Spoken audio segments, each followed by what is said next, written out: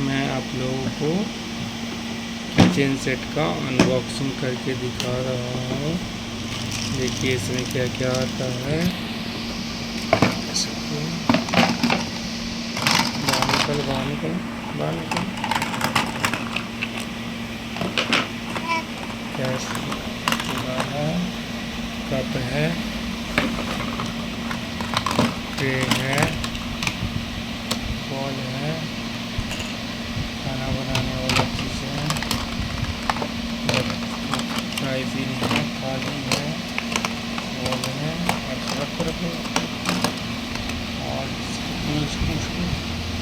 इसमें देखिए सारा चम्मच है।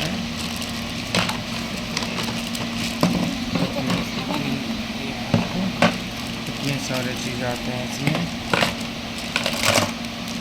देखिए चाय पीने के लिए कप,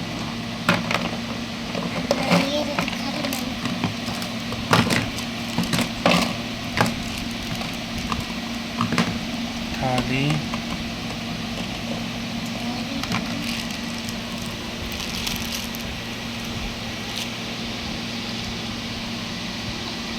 लाइक और शेयर करना ना भूलें।